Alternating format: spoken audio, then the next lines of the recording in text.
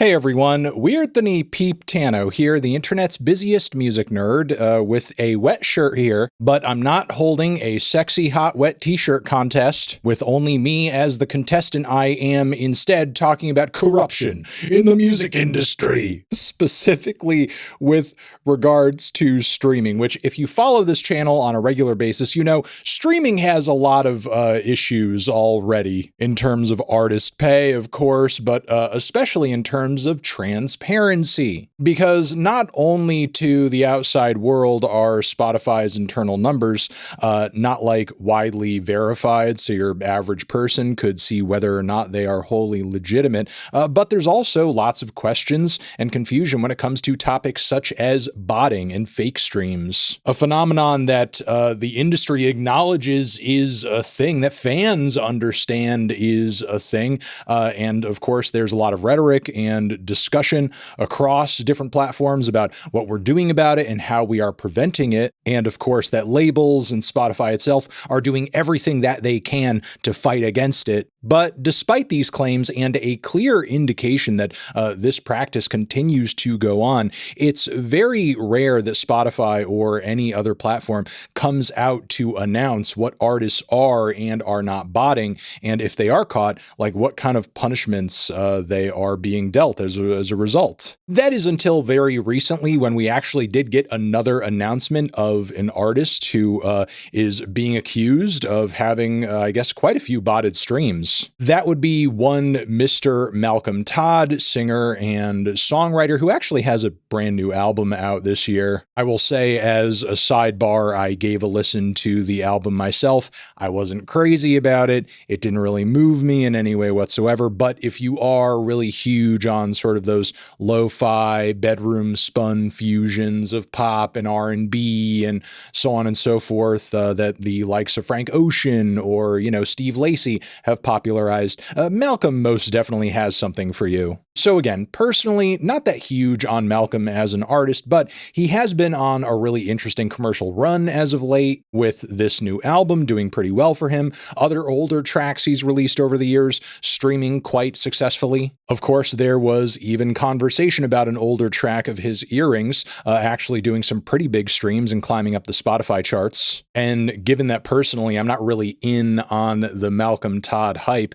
I just sort of saw those announcements and thought, okay, you know, this guy's having his own hype moment right now, is Time in the Sun. But over 4th of July weekend, multiple outlets reported that I guess a lot of the traffic the song had been garnering as of late was in fact fake. In fact, Spotify has announced it removed about 500,000 streams from the song itself, which, damn, that's a fat chunk of streams. 500,000 down the toilet? You hate to see it, and I kind of feel bad for Malcolm Todd, because believe it or not, Malcolm is not the one being accused of botting the streams. I know when these stories come up, it's usually alleged that it's, you know, the team of or the label of the artist who is doing this stuff behind the scenes, maybe the artists themselves, in order to boost their profile, boost their success, land themselves a nice fat spot on the Billboard charts. But no, even though botting is being alleged, Malcolm is not being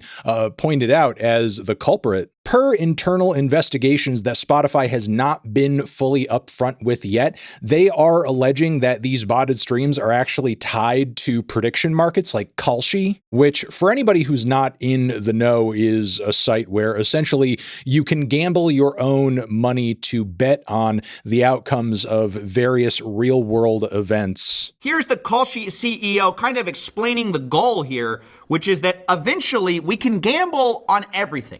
The long-term vision is to financialize everything. That guy just partnered with CNN and CNBC. Part of what I find so grating about this dialogue, the debate right now, is the insistence by these CEOs that they are not actually gambling. There is propaganda going on that they are something completely different, all because they found a regulatory loophole that allows them to be gambling in states where it's not allowed. As a full funny side disclosure over here, I will say a handful of years ago, like around the pandemic, one platform such as this approached me to take a bunch of money to kind of like help them promote the idea of people going onto the platform and betting on the outcomes of my reviews, like what the score would be. Of course, you never saw any such collaboration because I turned that down, as lucrative as that was. But I don't know why it didn't dawn on me at the time that there would be other, maybe more nefarious ways in which this business model would somehow impact the music industry. Because truth be told, in article after article, deep dive after deep dive into these platforms, it is often found that a lot of people participating are doing so with maybe insider knowledge or some kind of hope that, an edge they have because of where they work or something they know behind the scenes might help them win a bet because they just happen to have insight. Essentially cheating, but a lot of these platforms work in sort of a gray area legally anyway. So I think a lot of these individuals kind of presume that they might get away with what they're trying to get away with regardless. I actually had a really interesting conversation with one of the folks that was nominated to be CFTC commissioner about this, and he asked me, he said, do you think we should allow insider trading in prediction markets?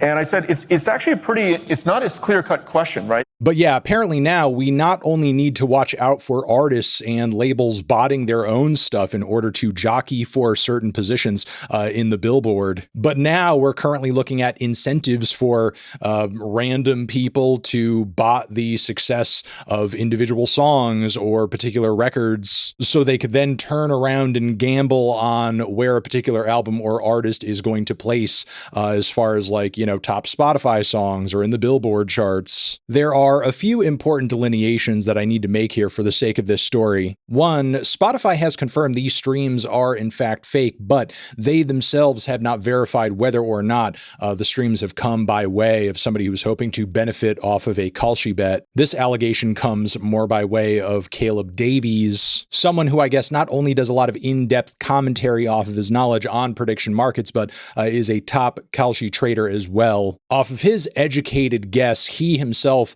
sort of made this connection to the way that this Malcolm Todd bet that he was observing on Kalshi was ballooning and changing, and kind of observing the way in which this lined up with the sudden jump in streams of this particular Malcolm Todd track. Given all of that info and the money that could have been won, the chances of this being completely random seemed kind of low. So while there is smoke here, I will say there isn't like absolutely a confirmed fire per se, but still, when you go on a lot of these prediction market platforms, many of them do have music industry based bets. And given all the means right now on the internet that artists and labels and outsiders have to kind of manipulate certain numbers or the perceived success of any given artist, especially when there is some cold, hard cash at stake, I don't think we as fans can be all that surprised that we are now seeing like a really new, awful sort of impact and tie-in with the music industry. But yeah, this is crazy and just kind of further proof that if you dump your money into these prediction market platforms, you are most likely going to be ripped off, if not by the platform itself, somebody else on there who has insider knowledge or at least like the means or will to manipulate the outcome of the thing you just placed money on. So please be careful and don't be an idiot. And I'm going to leave it there. Let me know what your thoughts on all of this are in the comments down below. I'm sure you will. Over here next to my head is another video that you can check out. Hit that up or link to subscribe to the channel. Anthony Fantano, prediction markets for never.